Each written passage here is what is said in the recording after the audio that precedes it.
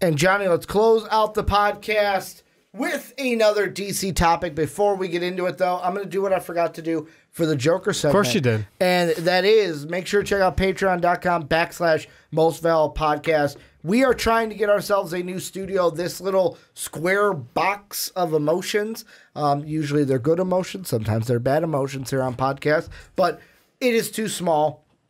We're trying to get a bigger one, make things better for you guys, our fans. Every dollar moving forward on Patreon will go towards that new studio. So check out patreon.com. We've got bronze, silver, and now gold memberships to give you stuff like the MVP podcast a month early. You can get access to our Discord server, mock drafts a week early, as well as call-in opportunities, and you can select topics for podcasts. So check that out down below in the description. But Johnny, let's end the podcast talking a little bit about Shazam and branching it out into the entire kind of DCEU. I'm still going to use that title, although they have stopped claiming it as that. First off, I want to ask They can, I won't. You were not on the Shazam review. No, I was not. Dave and I saw it early. We wanted to get it out as the movie was coming out. I want to get your thoughts right now very quickly. First off, what your thought of Shazam was. What did you like? What did you didn't like? Overall as a movie, what was it? I really didn't have a lot of problems with Shazam. Can't really think of many offhand, but it was just a lot of fun. The whole thing was a lot of fun. It was one of the ones that DC did right and stayed, I would say, in as little as I know about Shazam, stayed true to the character. I mean, DC fans, correct me if I'm wrong. It was like a superhero version of Big. Without Tom Hanks, but with Zachary Levi. Yeah. Who played the character perfectly. Yeah, and he did. It was interesting to see an adult play like the mentality of a 14-year-old getting superpowers. Here's the other things I'm going to ask you, just so we have them on the record so you can't dodge them. Out of 5 lightning bolts, what would you give it? I'm going to refer to my lawyer. No. I'm going to refer to my lawyer over here, Dr. Savannah over here, who's my lawyer. Go ahead and take it, Doctor. No, I give 5 lightning bolts out of 5. Nice. You and I giving it the same score. What did Dave give it? Dave gave it a 4. Well, fine. Yeah, Dave gave it a 4.5. I'm sorry. I'm just kidding, but yeah. Yeah, Dave gave it a 4.5. I gave it a 5. You gave it a 5. Last question I'm going to ask you before we get to the real thing I'm going to talk about is, who would be your show stealer? Zachary Levi. All right. So we're all on the same page. I mean, to be able to give it to Zachary Levi. I would like the kid that played Billy Batson as an honorable mention in my book, but yeah, Zachary Levi. The honorable mention for me was Adam Brody, who played one of the older kids. Shit, I'm not going to say that. Fuck. Yeah, there was someone else that I would have given it to, but like the honorable mention I'm talking about. I'm not going to say it though, because you might have noticed there was a jump cut there. Ricky and his spoilers. We need to get like a sound effect for your spoilers. So here's what. Spoilers. If I had a higher pain tolerance, I would think about this. Yeah. Sean has posed this question. So Sean on the fast break has said we should get him a shock collar. Yeah. And every time he talks too fast, we just shock him. Yeah. Basically, same thing with me. Put the shock collar around my neck. Every time I think about a spoiler, like it's telepathically linked up with my mind. Every time I go to think about a spoiler, I get shocked. Zzz, zzz, zzz, and I just get shocked in the neck a little bit. Not enough to hurt me, but enough to be like, hey, idiot, don't do that. We'll do it, but we'll put the shock collar somewhere else. No, we're not putting it there. I know where you're thinking. We are not putting it there. Ricky, I would like to have kids someday, Johnny. But it would really get you to not do spoilers, Johnny. I would like to have kids someday. No, Ricky, sorry, spoilers. Yeah, no, we're not doing that. But what I want to go into is kind of a greater discussion of the last few DC movies we've seen: Shazam, Aquaman, Wonder Woman, even the new trailer that we talked about with the Joker minutes ago. It seems like DC is getting it right, and Dave and I kind of had a discussion about this on the Shazam review, and I wanted to have this discussion with you. Yeah. Also, no. The question...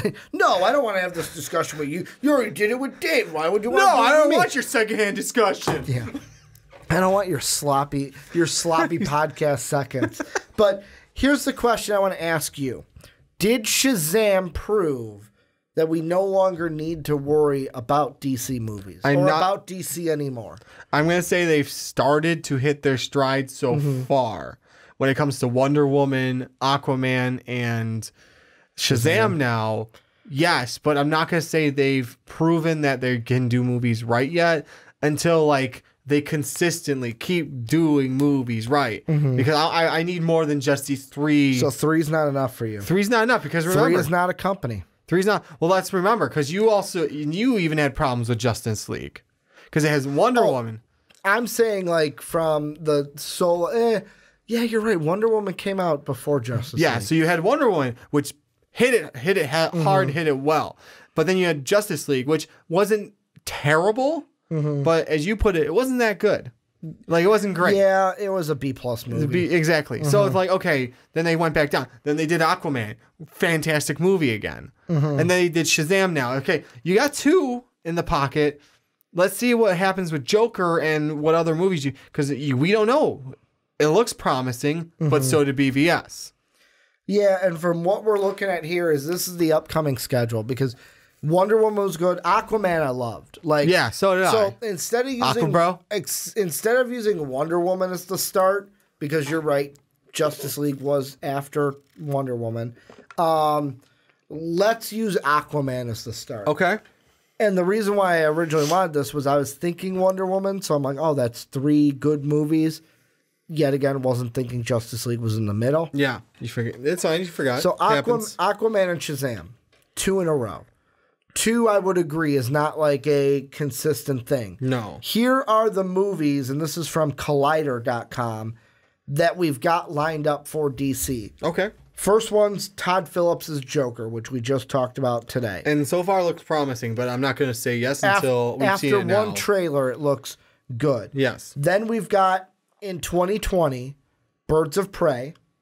Okay. Which we've gotten one look at the characters. We all look at characters, but nothing else. That one is kind of like, okay, what are we going to get from that? I'm still a little gun shy because the last thing I saw Harley Quinn in was not very good. Wasn't her fault, but it wasn't very good. No, it wasn't her fault. Then later in 2020, we've got Wonder Woman 1984. Okay. I'm assuming like that one has enough track record to where I'm like, it's going to be fine. Yeah, I think so. You've got Patty Jenkins coming back. Yeah. You've got Gal Gadot coming back. I forgot about Patty Jenkins. Like, the crew's coming back for another Wonder Woman movie. The first one was good. The only one I'm wondering about is who's playing Cheetah? Wig. Christian Wiig. Wig. I've not seen her in a role like that. A little more serious role. So I'll wait and see. Excuse me, what happens with that? Here's the big domino for me. Because I'm gonna skip one. At least label them, list them off though. So the one I'll come back to, The Batman. In 2021. The Batman. We're going to come back to that, but I'm going to skip it for right now. The Suicide Squad, which is scheduled for 2021, that one I'm not as nervous about because thank you, James Gunn. He's probably going to make it amazing. So I'm not worried about that. Plus, like, Idris Elba's a good actor. If they get Dave Bautista, I love Dave Bautista from his work as Drax in Guardians of the Galaxy. Even like the movie My Spies. Yeah, looks good. Or My Spy, I should say. My Spy looks good. It looks hilarious. Yeah. I absolutely love it. I can't wait to go see it. Reminded me a little bit of like the Game Plan or the Tooth Fairy. Like, ooh, Batista's becoming the Rock now, where he's got to start off in those movies before he can get his Fast and the Furious. Got started in a movie with a little kid that kind of gives him the runaround. Basically. And both of those movies, a little girl, which was the opposite character. Then Aquaman 2 in 2022. I liked Aquaman 1. James Wan should be, like, if they don't get him to come back for this one, that'll be the biggest negative that I think going in. But, like, should be fine there. The Trench, that's going to be interesting. We've talked about that before. And then, obviously, the Flash, Batgirl, Green Lantern Corps, New Gods. We don't have dates for all of these. Just all, like, these are all being planned. They're on the rest of them are just really, like, ones where, we've been planned, but I haven't really heard anything about them. So I want to go back to the Batman because that to me is the crux of this argument. Because right now I feel like with DC, it's great that you did well with Wonder Woman. It's great that you did well with Aquaman and Shazam. But the one they really need to hit on, Matt Reeves needs to hit on the Batman. Yeah. Because for DC, your pillars of your movies are Superman and Batman. And the last two images we got of those, BVS, Man of Steel. Those are the last two Batman Superman appearances that we've seen that were not Justice League, because Justice League was a concoction. I was gonna wait and see if you mentioned Justice League. I moved Justice League to the side because both BVS and Man of Steel were Zack Snyder films, which go and check out our discussion on Zack Snyder that we had last week. I thought it was a great discussion, although Zack Snyder fans were a little upset at me. Yeah, they didn't like that. I'm assuming that's where all the downvotes came from, were Zack Snyder fans.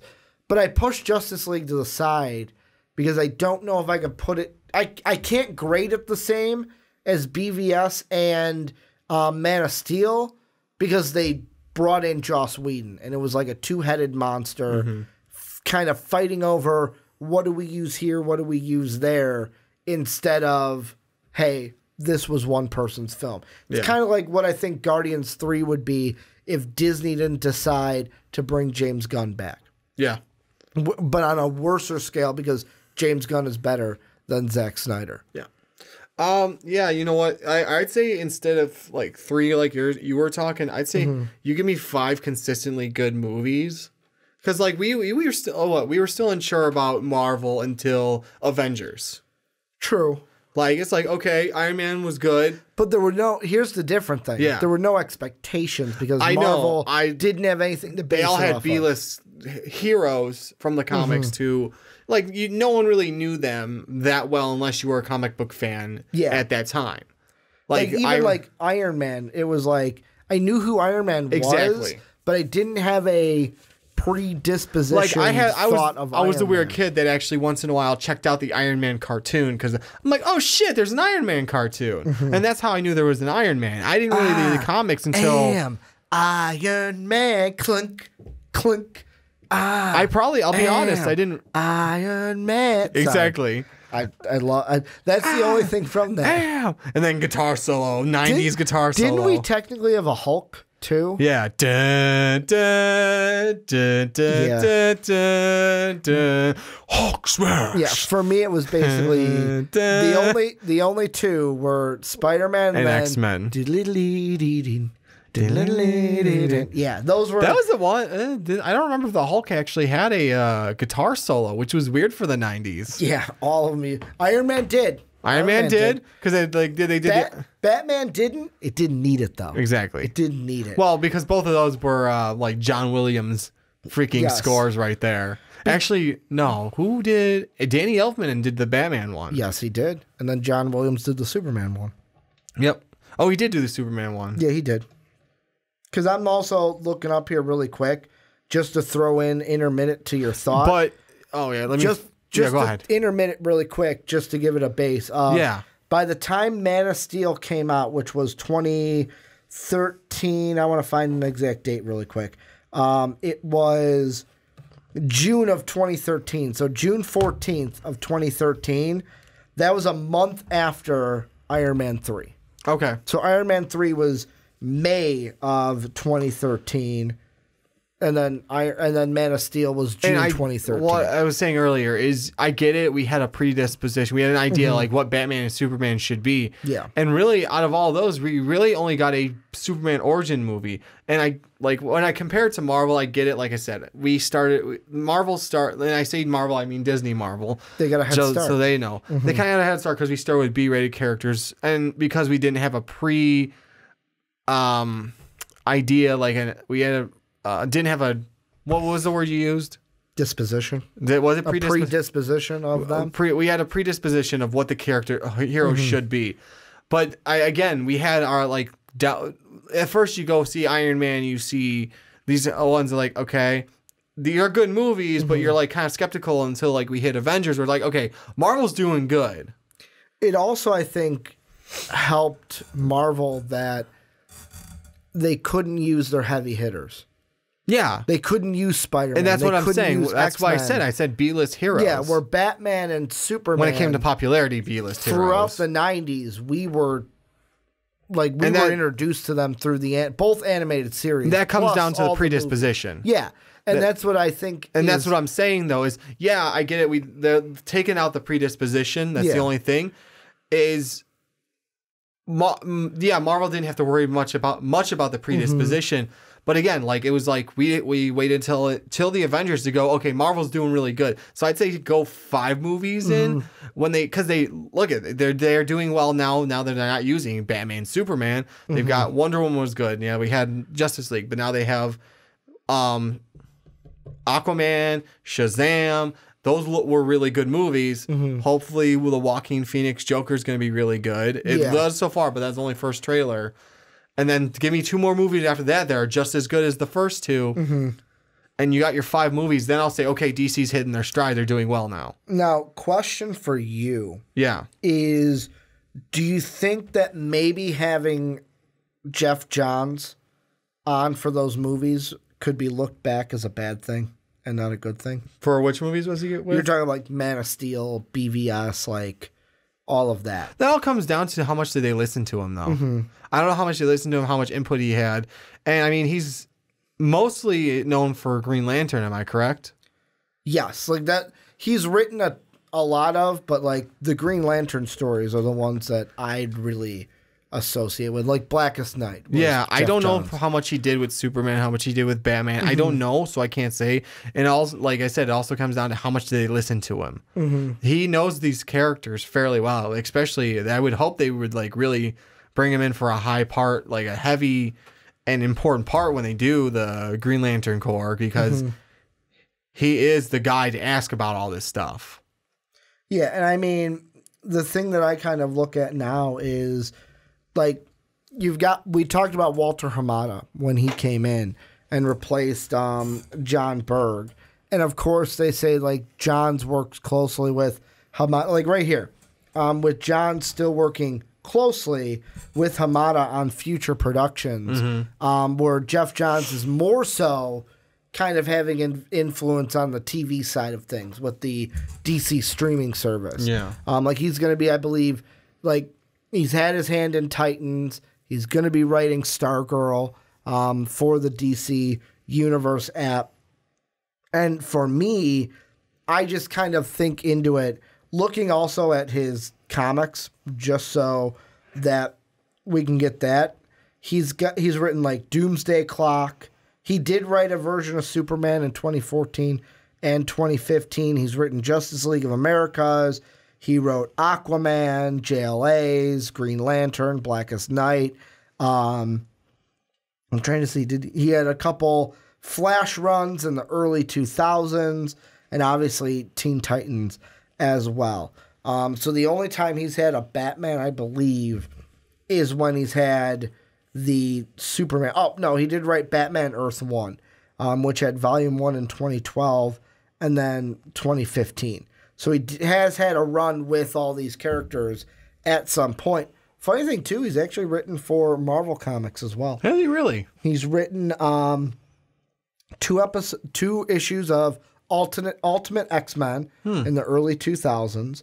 Wrote a 4-issue Thing series in 2002, and then wrote issue 57 to 56 of the Avengers from 2002 to 2004. Wow. So he was with Marvel Comics before going over to DC, or vice versa, was kind of maybe working with both. Yeah. But that, to me, is another thing of with DC early on, they never had, like, Marvel didn't find their stride until it was like, here is Kevin Feige. Yeah. Where Kevin Feige was always at the top, but it was like, it wasn't until like phase 2, phase 3, where it was like, here is Kevin Feige. He lets the Russos do what they do. He knows the Russos are good, but here's our plan, and I got to make sure we stick to that plan. Yeah, I think... Where it kind of seemed like maybe a Jeff Johns and a Zack Snyder didn't have the same type of relationship that Feige and the Russos have. Yeah. And I feel like when you say Marvel, like, yeah, they probably hit it around mid, what is it? Phase 2. Mid phase 2 was like where they were strong, and it's like, okay, now Marvel's really got it. Like they made huge impact, like to where, okay, I think Marvel's gonna keep doing good movies.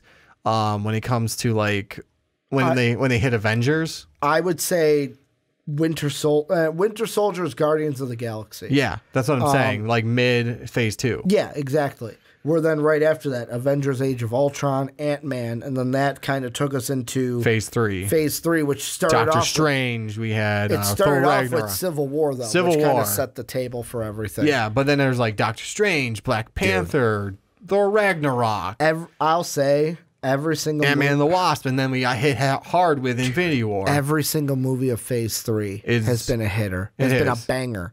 Like Civil War, banger. Doctor Strange, banger. Volume 2 for Guardians, banger. Homecoming, absolute banger. Thor Ragnarok, amazing. Black Panther, great movie. Infinity War, oh my God, we dropped cried. the fucking beat. Exactly. Like the worst movie of Phase 3, I would say, and this isn't like a big knock, but it to me would be the lowest rated movie for me, Captain Marvel. Like, but all of, and like you said, not a big knock. By saying that, it's like, ooh, it was a 3.5 out of like a 5. Like that would be the lowest rated one. It's like, oh, it was average. It was good, but it was average. Hoping Endgame isn't anything like that, and Endgame is closer to that 5. I'm pretty sure Endgame's probably going to be at the 5. But yeah, like it. I look at that and I go, you know what? Actually, I'll ask you this really quickly off the top of it, because I see this poll here on this website, and we're going to vote together. I'll take your answer. Favorite Phase 2 Marvel movie? God, I want to say Infinity War, but like Thor Phase 2. Phase 2? Phase 2. What was Phase 2 again? So Iron Man 3, Dark World, Winter Soldier, Guardians 1, Ultron, or Ant-Man? Ooh, it's fuck. I either want It's Dark World, right? It's gotta be Dark World. No, it's either Winter Soldier or Guardians. We'll do Guardians. Okay. The reason why we'll do Guardians is they are trailing Captain America: The Winter Soldier. Okay. 64% of people. Winter Soldier. I'm sorry. 6,400 votes for Winter Soldier. 5,500 votes for Guardians of the Galaxy. They got one more vote now. They got one more vote. The lowest out of everything is Dark World, 434. Wow. Iron Man 3, 532. So they're kind of close. Excuse me. But yeah, like going back to DC, I feel like this is DC, and Shazam kind of proves it to me. They're hitting their stride to where me personally, I'm not as worried as I once was. Yeah. When it came to DC. The worry's been lowered, but I won't say they've hit their stride or anything until I see like 4 to 5 consistently good movies. Wow. So for you, it's not 3 movies doesn't give it to me yet. So here, just to map things out, so everyone has this on record. So for Johnny to say they've hit their stride, we've already got Aquaman and Shazam. That's 2. Yep. That means Joker needs to be at least a 4 out of 5? Yeah. Then you need Birds of Prey to be a 4 out of 5. And then Wonder Woman. So that'd be 5. No. After you get Joker, that's 4. Yeah, out of 5. If it's 5 of them, it's got to be the next Wonder Woman movie. If it's 4, honestly, it could change when maybe Joker knocks it out of the park. And you're like, holy shit, okay, I was wrong. Yeah, maybe I'll say it's right now. Maybe it's 3, maybe it's like that, and then like Birds of Prey gets a 4 out of 5, and I go, okay. So for you, the 4. For you, the next 3 are the most crucial. Yeah, whatever they do in the next 3 will make or break if they are on their stride or not. To me, I'm gonna go ahead and say it. Birds of Prey will be the one to make or break it if they're on the stride. I get what you're saying. After that Joker trailer, I think it's going to be a good movie. I do too. Like, I get what people say. Oh, the trailers can be misleading. I did say that. I think it's going to be a good movie. They got a good director. Plus, with Shazam, the Shazam trailers were really effing good. And guess what? Shazam was really effing good. I know. The only reason I brought it up just so we don't forget that BVS did the same thing. So you got to be a little weary, but we've gotten past that and they have gotten better since then. And I'll also say that too. I got 2 words for you, Jamie. Zack Snyder. I know. I know. I'm just gonna throw that out. I know, and I'm just saying. Right now, I'm not gonna say like. What I'm saying is, right now, from what I'm seeing, Joker's gonna be great. It looks like it's gonna be a great movie. I'm gonna wait and see another trailer before I make like the official 100% decision on that. And with the next 3 movies, I do want to throw this out as I am now I've got some ammo to defend DC with. So you look at James Wan, unproven. He hit it with Aquaman. Yes, he did. If he's directing Aquaman 2, I will not worry. No. David F. Sandberg, I believe, was the director of Shazam, which was interesting. I didn't tell you this going in. So his last 2 big movies before Shazam were horror movies. Really? So that is a reason why the 7 Deadly Sins, why those horror parts of that, like those characters were so well done. Good. Like, go see the movie. They were so good. Yeah. Like, amazingly. Whereas Todd Phillips, I mentioned earlier in this podcast, he had Old School, The Hangover, Due Date, like that kind of a comedy to where he's had movies, like especially the Hangover trilogy. He's had movies that have banged out. Also, Patty Jenkins, she's already proven herself in my mind with Wonder Woman 1. The question for me, and yet again, this is something that we talked about too when we've had conversations comparing Marvel to DC. The big question for me is going to be Kathy Yan, who is the director of Birds of Prey, because the only thing she has directed that is a full-length picture is called Dead Pigs.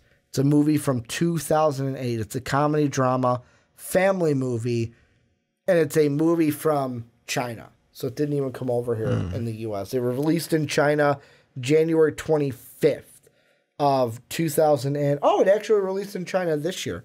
So it says 2018, but it's got a China release date.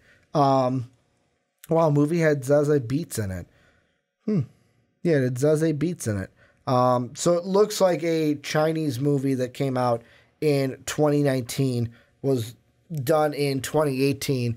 She's going to be the question mark for me because you're getting a big movie right now. You're getting Birds of Prey. You're getting Margot Robbie. You're getting basically Ewan McGregor in a movie. Yes, can help carry it, but what's that style going to be like? Exactly. And that's why I say Birds of Prey will be the make it or break it for this. Any final thoughts before we wrap it up? No, I mean, I really hope DC does well, because if they do well, it's not a Marvel against DC. It's do well for all the fans. And I also thought I hit the camera. Apparently, I didn't. Looking at our logo for a while. We've been looking at the logo for a while, but it's okay. Doesn't matter to the audio listeners anyways. Yeah, we're wrapping up the podcast right now. So thank you guys for checking out this podcast. Make sure you tell us everything you think about what we talked about down below, especially if you're on YouTube with this one, if you're on podcast services around the world with everything we talked about, Game of Thrones, the Joker movie, and now kind of our little Shazam DC kind of outlook with this. Check out patreon.com/mostvaluablepodcast. That's how you're going to help support us. Make sure we can get our new studio quicker than we would like to. We got bronze, silver, and gold memberships for you guys. You can check those out down below in the description. Make sure to also rate and review the Rick and Johnny podcast on iTunes and Apple Podcasts. Every 5-star rating really helps us out, gets us into the ears of more people. Want to thank you guys. Actually, first off, follow us on Twitter. Johnny, I'm going to let you say your Twitter handle. War Machine 9085. I am at Ricky Widmer. Most Valuable Podcast is at Most Valuable Pod. But as always, stay true. Thank you guys for watching on YouTube. Thank you guys for listening on podcast services around the world. And as always, have a good day, everybody.